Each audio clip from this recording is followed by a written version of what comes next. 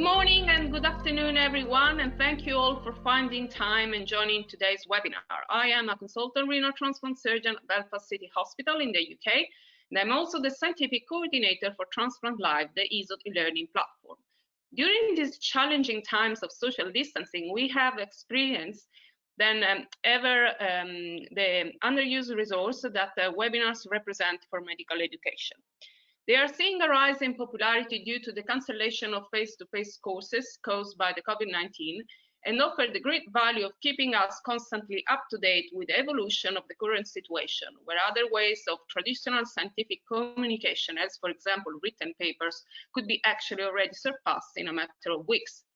In this very context of learning via social media, I would like to highlight the ESOT Transplantation Learning Journey, TLJ 2.0, that was developed ahead of this pandemic as a forerunner of online meetings, and that actually extends beyond the supposed face-to-face experience that will be hopefully held in Prague in November 2020. As a long-lasting experience, you could contribute by visiting the website www.edu.transplantlive.org.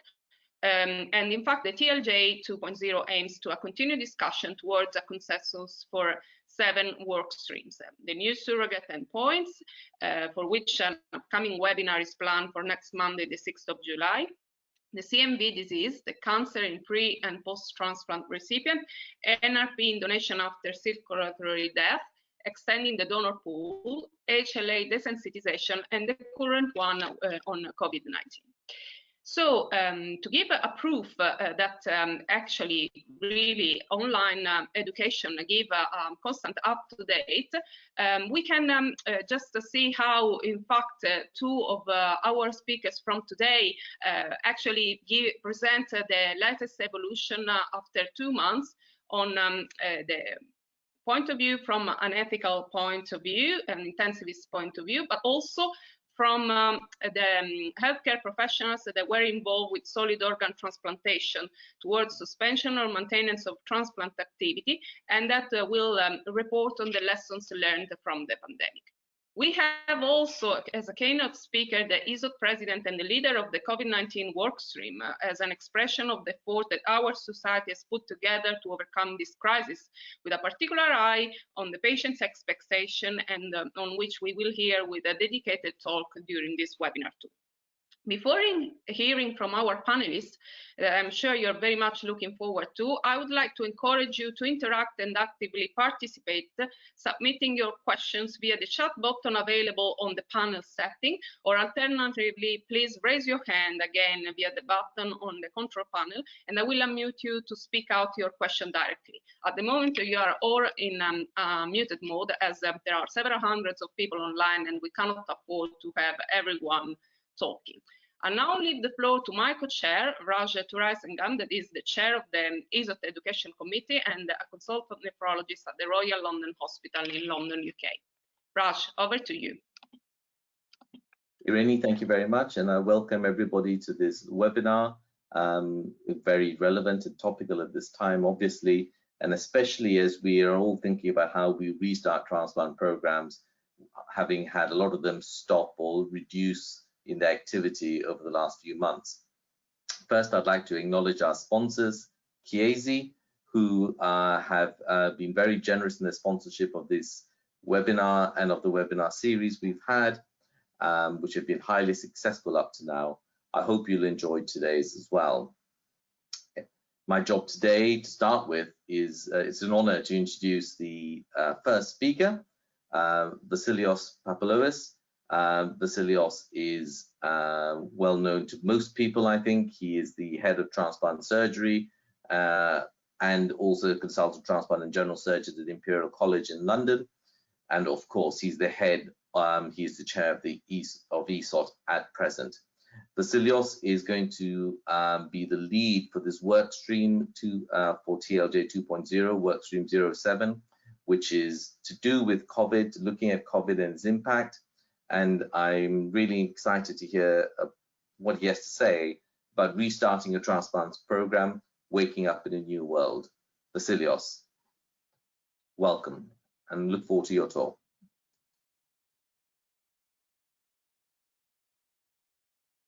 Thank you very much, Raj, for your kind introduction. And can you see my screen? Vassilios, we see your face, not your screen. Is it okay now? Yes, that's fine. Okay. Thank you very much to Irene and Raj for organizing the webinar and for the very kind introduction, which is truly appreciated, and a very warm welcome to all our participants in this webinar. What I would like to do the next 10 minutes or so is to present you some basic principles about restarting a transplant program, which in my view, and the view of all colleagues working within ESOT, will be a waking up in a completely new world.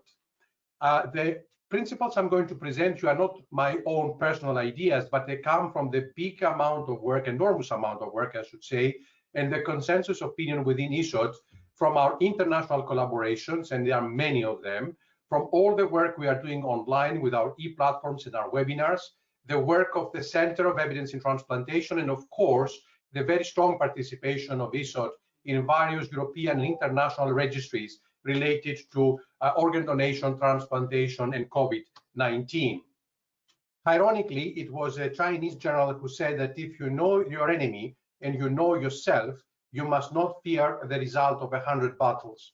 Perhaps this is exactly the problem with COVID-19. We know some of the things about our enemy. We know some of the things as to how we respond to the enemy, but not the whole lot. And this is what makes the battle very difficult and very uncertain. When we talk about restarting transplant programs, I think we need to put this at the background of 4 important principles. First of all, building a culture of honesty and transparency to every single direction. Secondly, keeping the channels of communication open in a meaningful, bold italics and underline, meaningful way. Work with others locally, regionally, nationally, internationally. And last and most certainly not least, and this will be the focus of my talk, restarting, but never without rethinking everything you do under the sun. Never a copy and paste of the past to be able to survive and develop in the future. Knowing the enemy, there are 2 ways to do this, and as I told you, ESOT is a very active participant in many registries around the world, and this is because there is power in numbers. But numbers don't give us the whole picture. They don't go in depth enough, and that's why we are advocates and we propose and promote studies that help us to study the natural history of the disease in certain cohort of transplant patients that have been through the COVID ordeal. So this will give us the knowledge about the patient. So power in the numbers and power in knowing the patients are the 2 pylons for advancing our knowledge when you're dealing with COVID-19. When it comes to the challenges of restarting a transplant program, the main question is who will be transplanted, the preferred modality of deceased versus living donor, where it's going to happen, by whom, the workforce planning, how, the clinical pathways, what kind of follow-up we're going to implement, and finally, what is the place of education, research, ethical challenges, and patient participation in this very big battle. When it comes to who will be transplanted, I think the consensus is clear that we need to revisit the transplant waiting list. Our patients post-COVID are not the same pre-COVID are not the same post-COVID. We need to evaluate our current status. We need to evaluate if they can be transplanted, and also if they should be transplanted, if by doing that, under the current circumstances, we are serving their best interests. And finally, if they wish to be transplanted, considering the background of the pandemic. So who will be transplanted, and in the context of the consent form? And there must be a completely new and upgraded consent process about, first of all, being on the waiting list for a transplant, continue to be on the waiting list, and finally accepting a specific organ for a specific patient under the specific circumstances. So we need to see this package in a completely new context and offer this to our patients in real time and over time. Deceased donor transplantation versus living donor transplantation, with which one to start first? Deceased donor transplantation is happening in the acute or semi-acute setting and requires a lot of resources in the context of ITU, and the screening of donor, family, contacts, healthcare professionals is extremely complex. When it comes to living donor transplantation, it's happening in the elective setting. It allows for time to prepare, more contained screening is clinically less risky and requires shorter hospital stay with less risks related to this. And that's why, although living donor programs were the first ones to go down, most probably when it comes to restarting should be the first ones to go up. Where? And this is a huge issue to address.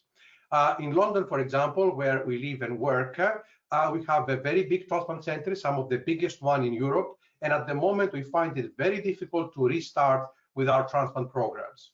And when you talk to colleagues individually, they find it difficult to start on their own right in their own hospital. But when we come together, most of these difficulties can be dealt with in a very constructive way.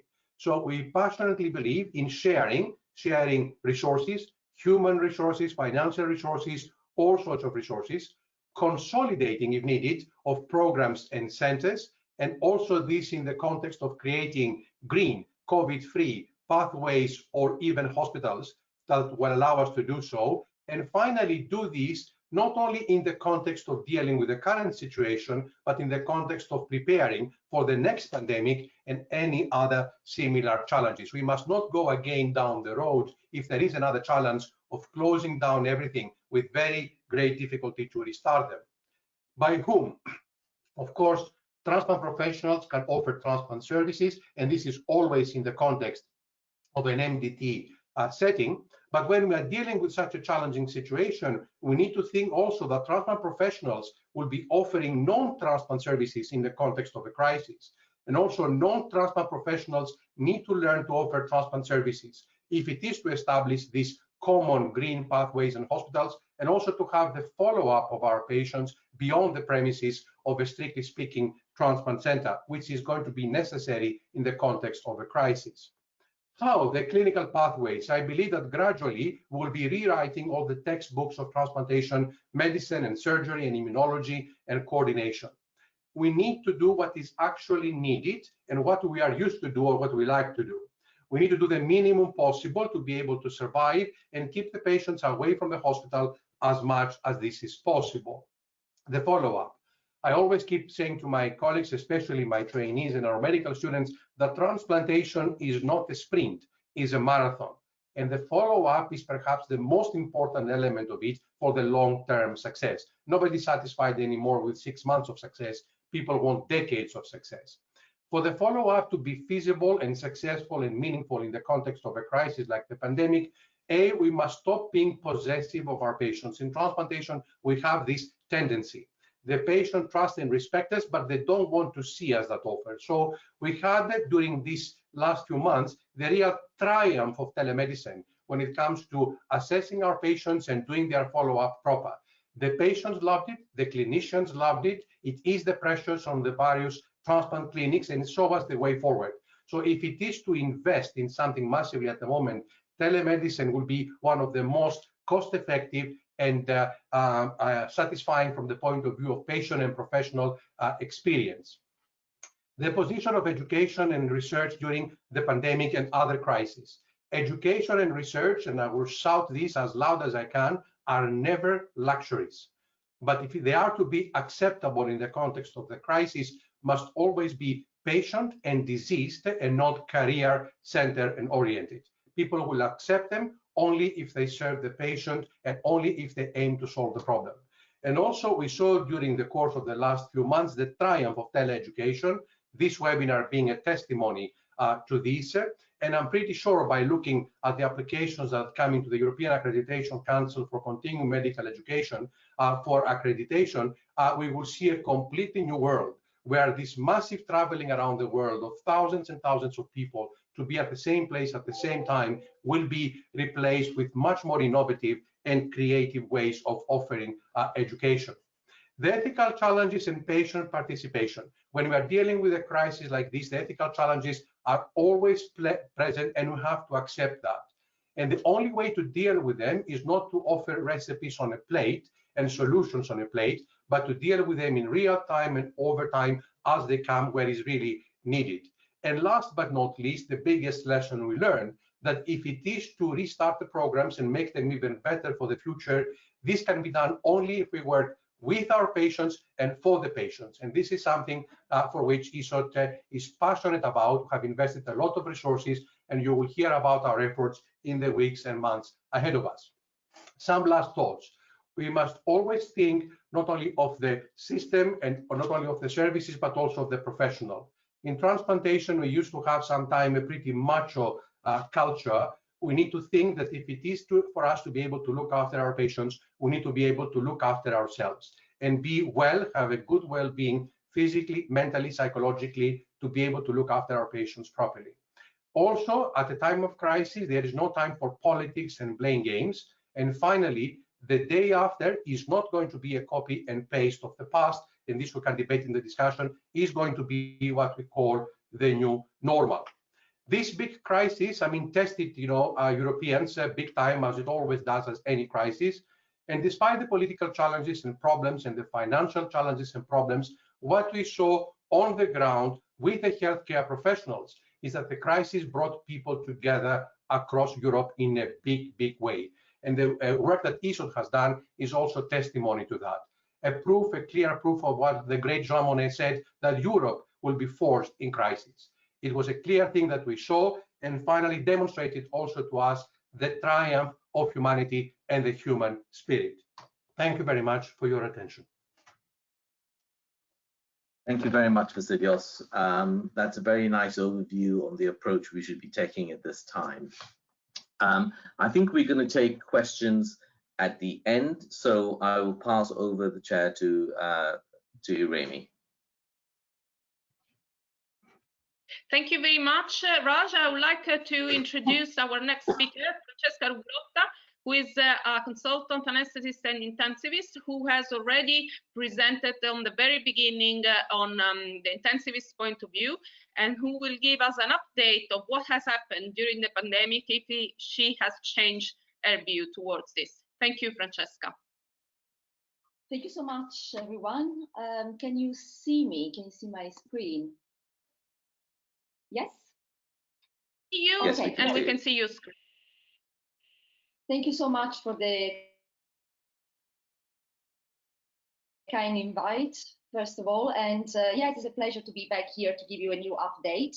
I am an anesthetist. I'm working in intensive care, and actually I've been working with Irene also in setting up an international network, looking not just at a global problem for intensive care, but looking with particular attention to equality and diversity in the field of science. And collaborating together, we recently decided to divide the issues coming from the management of COVID in 3 main groups. So the first one is leadership, the second one is innovation, and then support. And these are the lines I will follow during my very short presentation.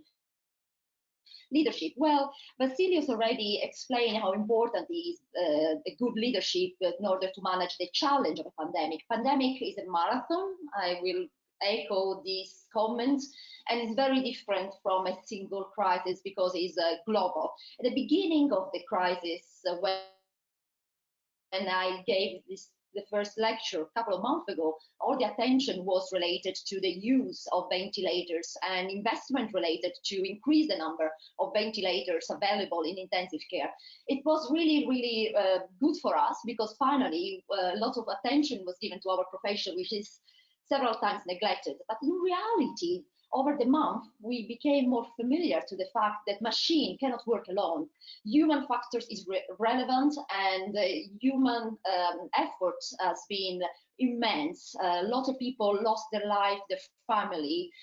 There was a lot of pressure and stress for people at the front line, and 70% of the healthcare workers, in fact, were coming from minorities, and several times they were female. What about the problems related to the lockdown? This very difficult decision seems to be very different in different countries. And the interesting element that could be also a matter for discussion later on, is that lots of other elements besides science influence the decision of the government and the nations to start the lockdown. Lots of attention has been given by the media to the condition and the situation in Italy. In fact, we know that the first patient identified was on the 20th of February, but effectively my experience in London was not very far, in having seen the first case in intensive care on the 9th of March.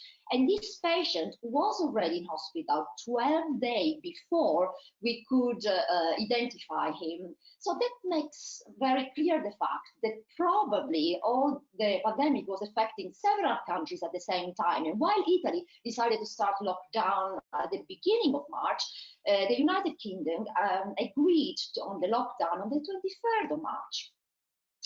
Is that something related to science? Clearly not. And has it an impact, or would it have an impact on the second wave? Well, this is a question that I would like to ask also the other speakers. In our experience, we started very early to train. We did simulation. We set up a transfer group, which was multidisciplinary.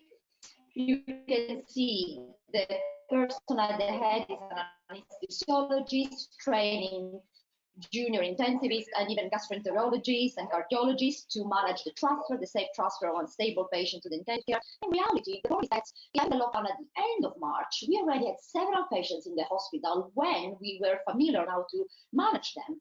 What about innovation? Innovation has been probably the best element of this very sad event because it moved very fast. We finally had no barrier. We could very quickly change the environment, even changing the structure of our hospital. We learned to work with new skills. It was very heavy actually to wear all these heavy cover all day for several hours. But also we network and we interact with companies, changing the way we work. We remove all these papers and pens because they could spread the transmission, and we went very, very fast to electronic record. It took probably 13 years since I was employed in Imperial College to have the first computer records, and it took 3 weeks to have a full change patient's record system in the unit, which was great. We also started using fiber optic for intubation, and we noticed that these patients were very different. Even those that are not familiar with intubation, they can see that around the endotracheal tube at the center of the screen, there was a sort of swelling and lesions. So every time we were looking to these patients, we were finding new challenges, new problems to deal with. And even the lungs, we were thinking to ventilate on a normal manner that would have been good for a typical pneumonia, were not always the same. 50% of presentation were different from what we were expecting. And we made mistakes. Sadly, at the beginning, our ventilation strategy were inaccurate, and we learn very fast. We communicate fast to each other. We create guidelines, and we share according to the trust. We never worked so close with other specialists. Actually, specialists came to work into the intensive care. Nurses from other units came to work in intensive care. So it was a really strong power of innovation, strong power of connection, strong power of networking. And yet, we still had complications because those patients were extremely frail. We also used new technologies because we found unexpected complications. You can see this is an echo of a patient that has a thrombus inside the heart. You can see here on the side. And we start using regularly monitoring at the bedside a new anticoagulation strategy working with immunology and hematology. We integrated the use of beads for sparing drugs because sedatives and muscular relaxants became rare. So we needed to use either new strategy for sedation or new technology for sedation. So we learned a lot of new skills, and we use a lot of more resources. Even very expensive resources like ECMO were not denied to our patients, but were rationalized. We can also talk about rationalization because we were a little bit discouraged by the mortality rate, and probably we're now having the feeling that we gave up sometimes too early, and we are much better prepared if ever we'll have a second wave. It's sad to say, we hope not to have a second wave.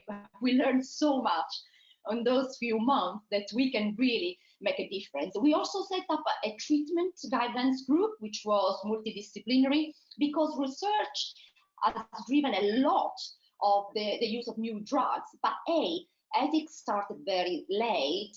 Setup of these studies is really difficult because obviously the control arm was challenging, and the medication were very variable. You see, you can have antiviral, immunosuppressant,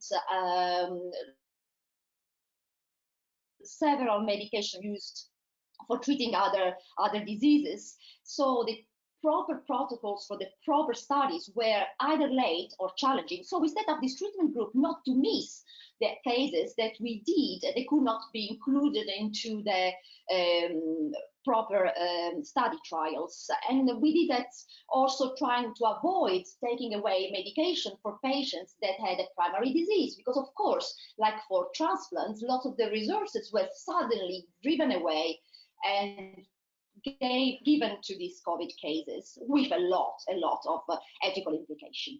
And what about support? We think support is really important. It's important during the pandemic. It's even more important after the pandemic. Vassilios already explained how bad the career development and opportunities, how poor they have been for young doctors that had to stop sometimes and restart later on their career and their academic progression, but also for people at the in the front line at the bedside. Francesco Giovinazzo might present results of an ethical survey done, including people involved in transplantation. This is a survey that we did for all the people that work at the bedside in intensive care. We enrolled nearly 1,400 healthcare professionals in 76 countries. And we realized, and that is quite of an interesting message, that the peak of the pandemic did not correlate with the level of anxiety of people at the bedside. It is interesting. The most relevant element that correlated with anxiety was uncertainty, was poor leadership, contrasting, confusing information. So this pandemic gave us a lot of teaching. We moved fast, create a very strong network among colleagues. From our side, gave a push into public understanding of what we do in the critical in the field of critical illness, and I think gave us a lot of insight on human factor and how important it is to take care, and I echo again what Vassilios already said, take care of people working under pressure. And I think we need to follow up in the long term to see what type of support we can provide before, and even if there is not going to be a second wave. And with this, I thank you very much for your attention. If you have any question, please send me an email or follow me on Twitter. Thank you very much.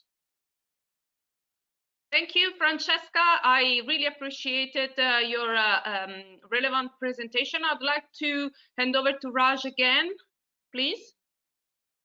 Thank you, Irene, and thank you, Francesca.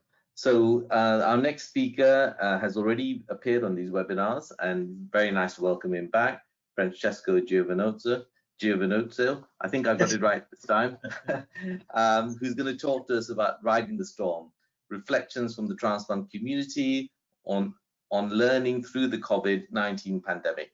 Francesco. Thank you, Raj. Thank you, Irene, and thank you, the ESOT panel, to invite me again to talk about the results of the survey, and obviously results about collecting opinion in the transplant community during this exceptional time. So next, please. So I don't have any conflict of interest. Next, please. Next, please. So COVID-19 has challenged the transplant community. We simply were not prepared to deal with an unprecedented crisis in terms of death and short of resources. Therefore, what we can take from this crisis? We should reflect and learn for the future. Next, please. So it's quite evident that during the pandemic, we were dealing with a significant reduction of available organs and decreased number of transplants, as we can see in this two very important publications, one in Lancet and one from an Italian group in American Journal of Transplantation. Next slide. So the world had previous experience in respiratory disease outbreak, but COVID-19 is not the same. And there are several concerns about how to manage solid organ transplantation, where we should put resource, and how we should look after patients in terms of care and in terms of who list, who transplant, and how to follow up, as Vassilios said. Next. Next. So an easy way to contact people around the world and get opinion in an emergency setting is to survey, to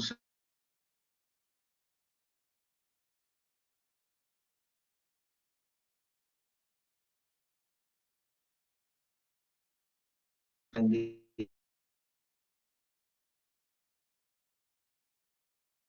next slide. Could I have the next slide, please? So whether I cannot disclose the result of the survey because it's still under submission review, there are some area of concern about side effect of COVID-19, such as how to reconfigure the system, what are the collateral damage, how to manage living-related transplant, and last but not least, how to work the COVID-19 and how will affect on minority group. Next slide, please. So we know that equality is not the same as equity, and the community, what is asking is a real on health benefit in a context of strong frustration and high concern about non-COVID-19 patients. Therefore, next slide, please. We need to learn as a community and reflect on several questions. For example, staff and patients' risk, maximization of resources, and guidance during the crisis. Next slide, please. So in this slide, on the right of the panel, I will select some questions from the survey that reflect the practical issue during pandemic. As you can see, there is interconnection that is driving toward at least 5 domains: infection rate, criteria, resources, immunosuppression, living-related programs. And if I should give a single word about what's the denominator among them, I think that the best word to describe is safety. And the question is how we have addressed these questions that are coming from the transplant community. Next slide, please. Most of them, they have been discussed and addressed at the local and national level. So we have guidance, for example, for donors. So we know how to screen the donors.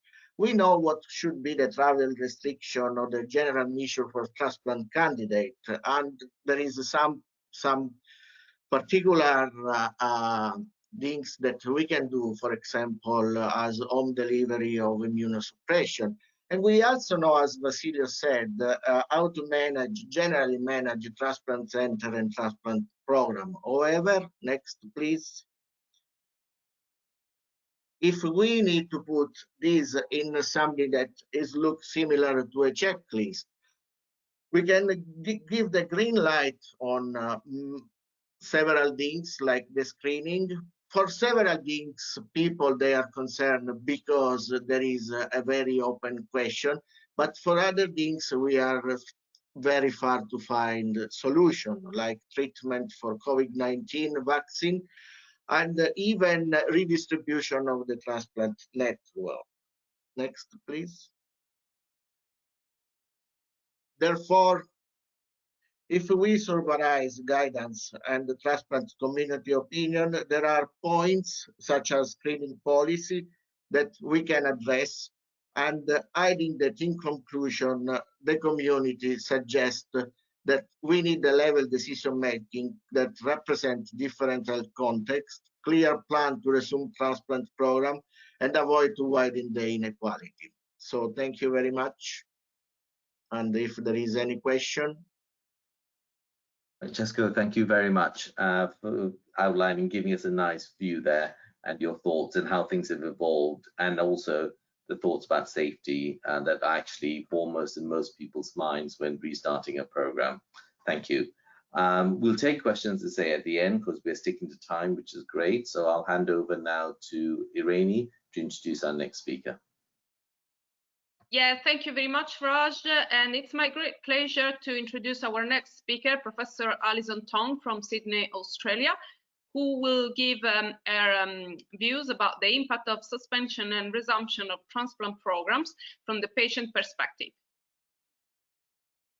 Thank you so much, Irene and Raj, and also to ESOT for the opportunity to present on this topic of the patient's perspectives on the impact of the suspension and resumption of kidney transplant programs.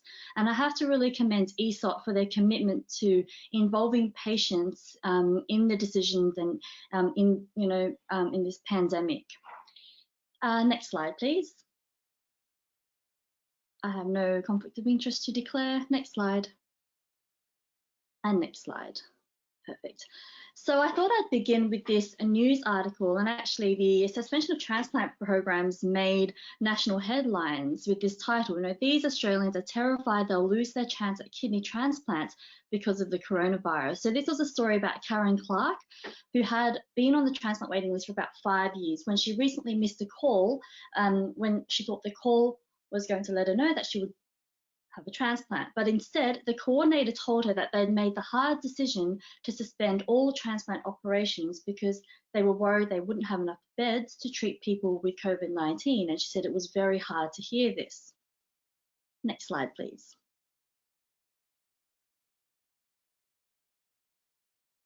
So as you've heard many times already, the COVID-19 pandemic has really impacted on kidney transplant programs globally, and many countries have restricted or suspended kidney transplant programs due to concerns for patient safety and also the shortage of healthcare resources. And there are also some data to suggest that kidney transplant recipients are at an increased risk of severe COVID-19 because of the immunosuppression and also comorbid conditions. And this article that was published in The Lancet also recognized that patients need to be able to be equipped and empowered to make well-informed decisions about transplant during this pandemic. However, it's interesting, the impact that the pandemic and the suspension of programs has had on transplant candidates, their family members, and also potential donors may be under-recognized. Next slide, please.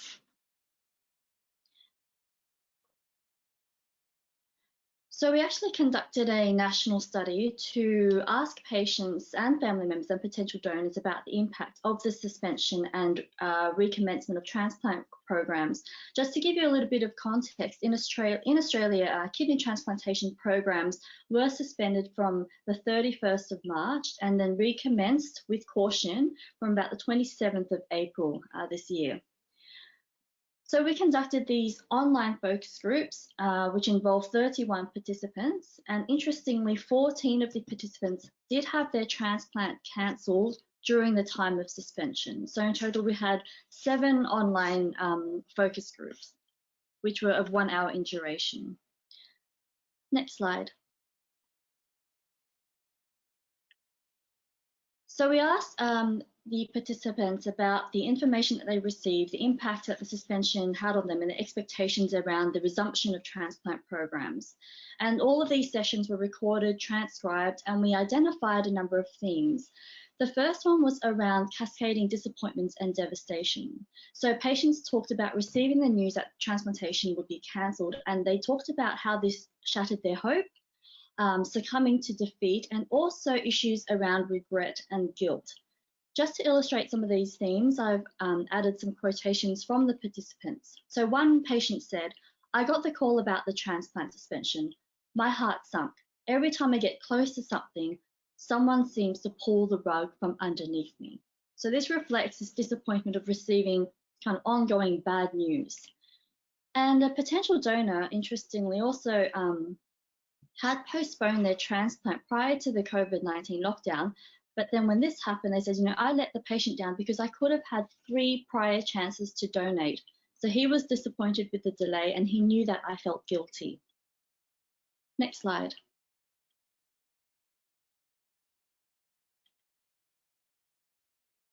So the next theme was around feeling helpless and vulnerable in this situation. So patients, particularly those on dialysis, they had this fear of deteriorating or their declining health as they waited during this delay.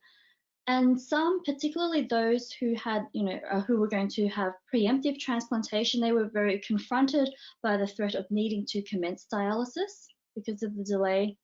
Some felt disconnected from their clinicians or from healthcare, and some also talked about feeling susceptible to infective complications, so agreed with the suspension of transplant programs because of the risk. One patient said, "My health has really, really declined in the last year. Will I even make it to survive, to get this transplant? It's definitely been a huge fear since finding that out. Will I ever get there? Will I ever get a transplant?" Another said, "We're all trying to get our transplants, but the stress of after the transplant, you start to wonder if it's going to be worth it. But if COVID-19 is still around after you've had your transplant, it just puts that extra stress on everything." Next slide.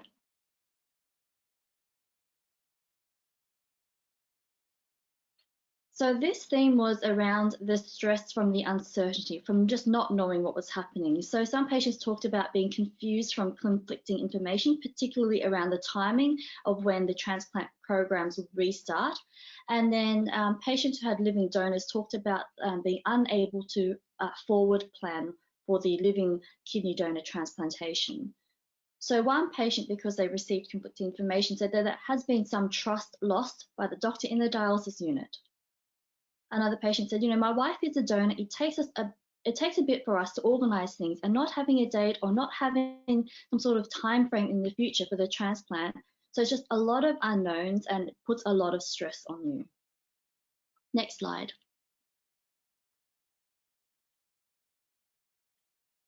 So patients also talked, or participants also talked about exacerbating burdens, so incurring extra financial costs. So one patient who was about to receive a transplant had actually bought a lot of immunosuppression medications, which he no longer needed and couldn't, get a refund on them.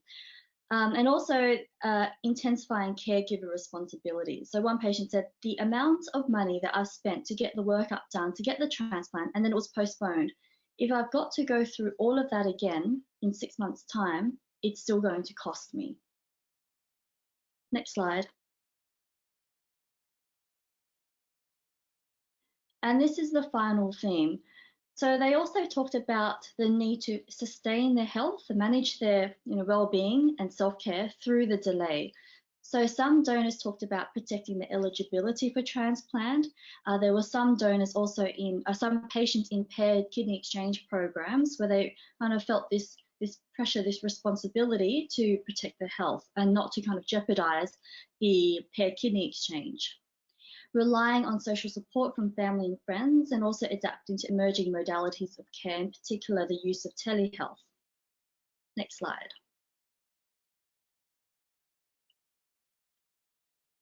So drawing from these themes and identifying some implications for practice and care, these findings really emphasize the need to address the health and emotional vulnerabilities, the disappointment, and also the uncertainty and the additional burdens that the suspension of transplant programs have on patients and their family members. This supports the need to establish a coordinated and consistent approach to communication, to manage any potential psychological consequences arising from this, particularly around the stress and the trauma that they've described, to provide self-management tools for patients to remain fit for transplant and donation, and to support informed decision-making with explicit discussions about the risks. So between remaining on dialysis versus the risk of COVID-19 infection in kidney transplant recipients. Next. think that's actually the last slide. So I just want to thank everybody for their time and for listening to the presentation. Well, thank you very much for your excellent insight, Allison, and I would like to thank all the speakers actually who have given us so really up-to-date situation on what is the current state of the pandemic all over the world.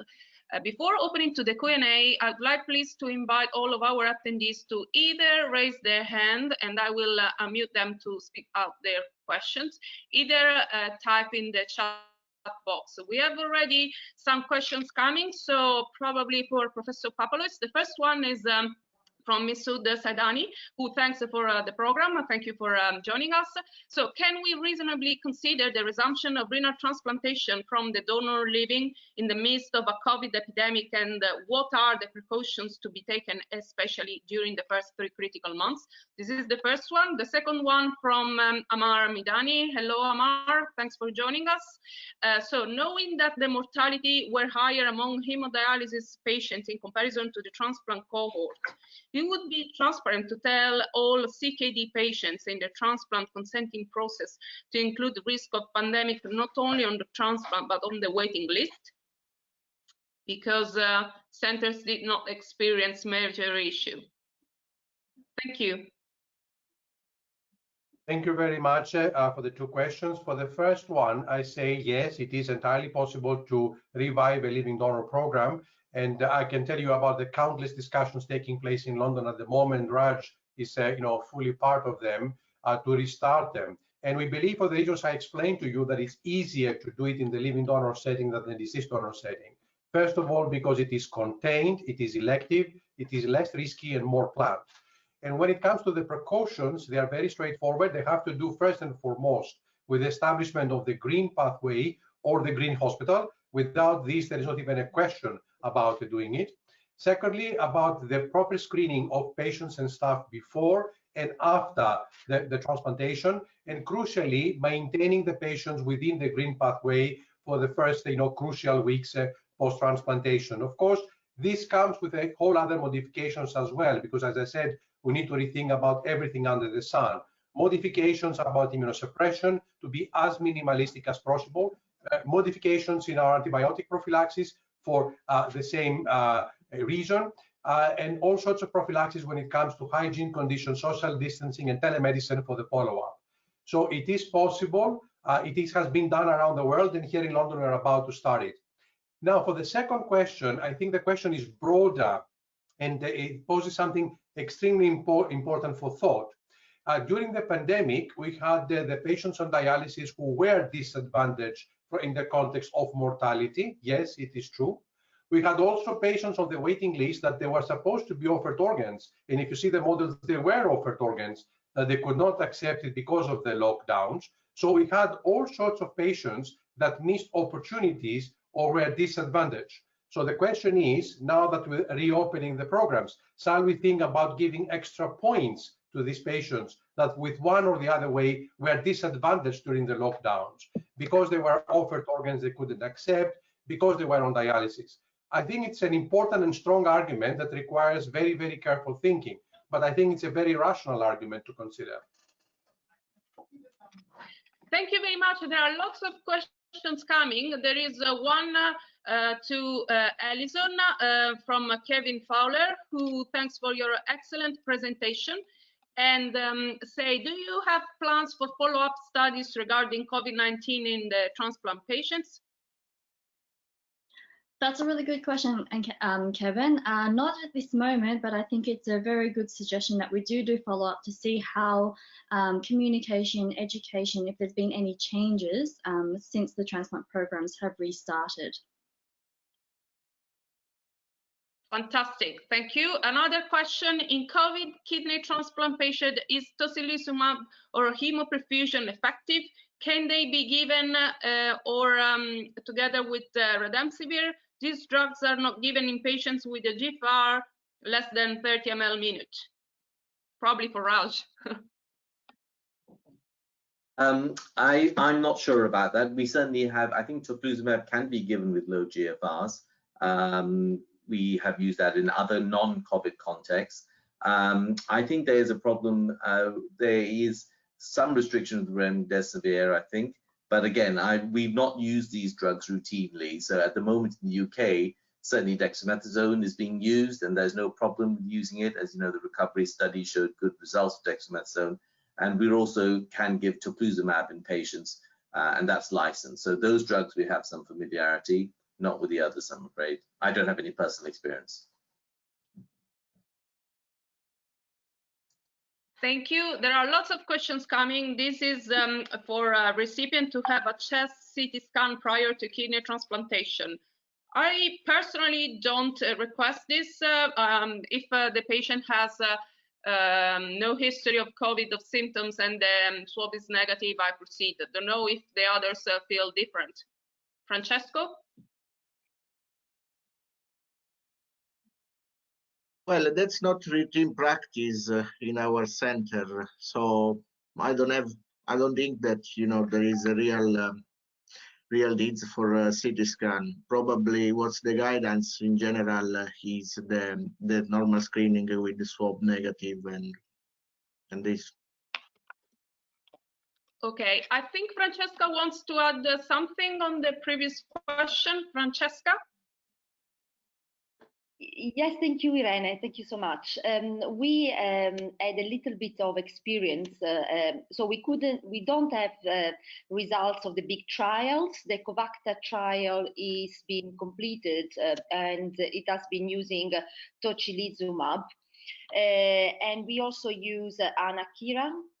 We found out that there is some response, but unfortunately, especially with tocilizumab, was a longer acting compared to anakinra, there are some patients developing secondary bacterial pneumonia 2-3 weeks after discharge from ICU, which is concerning. We never used together tocilizumab and remdesivir, but they were different branch of most trials.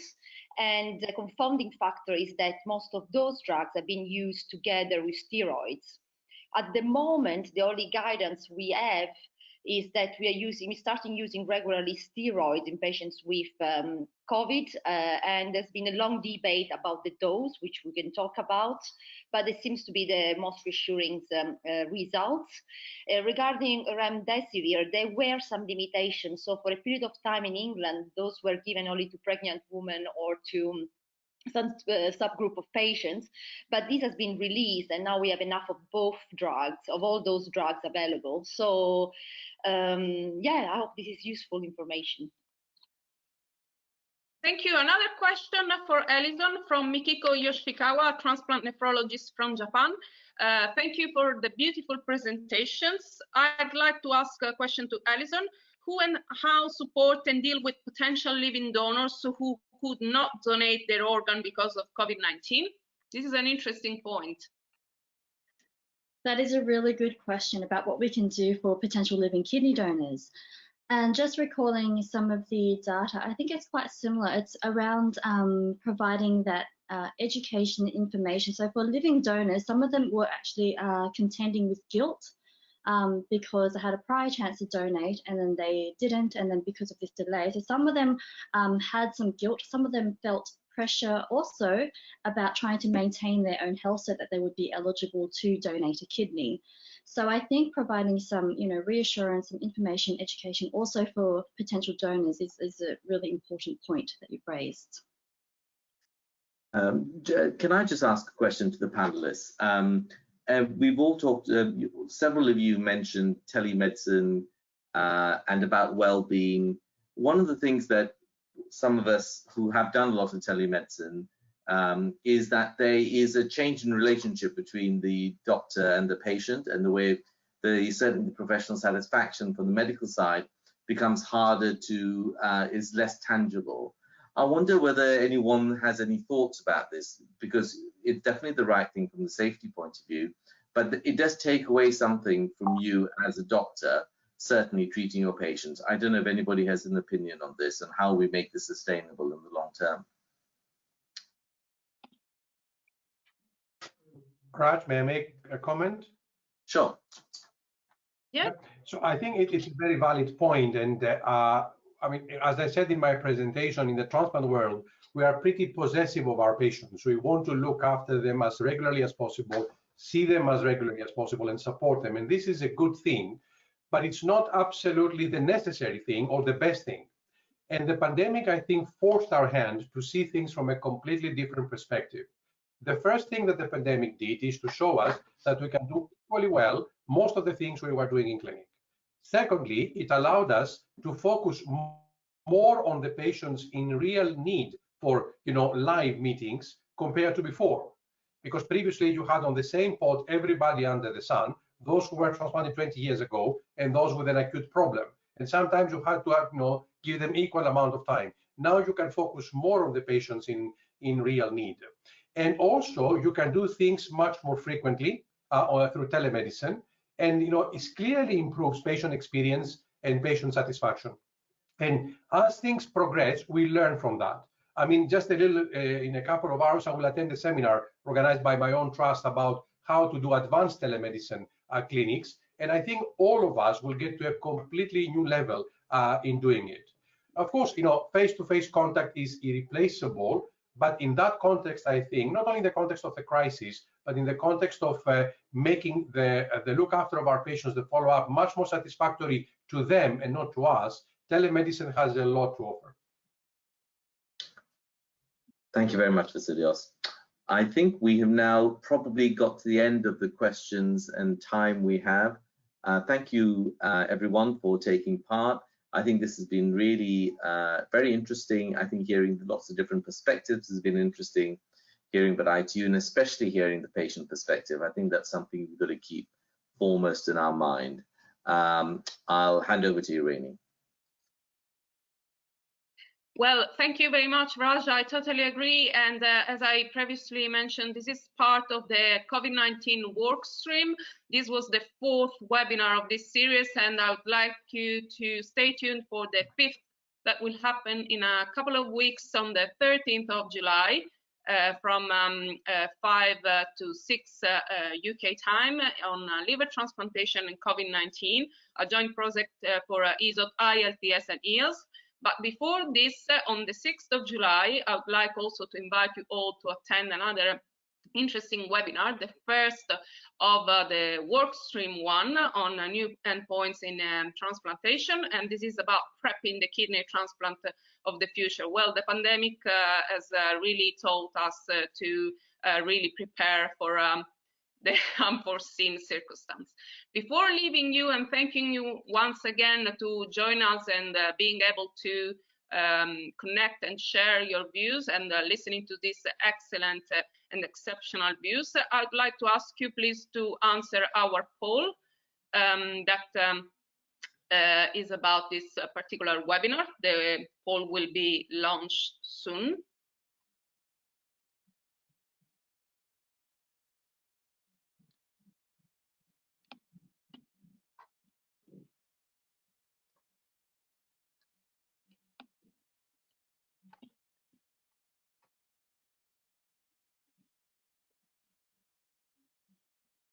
Okay, fantastic. And I would also like to ask you to please keep fantastic results. So you like that?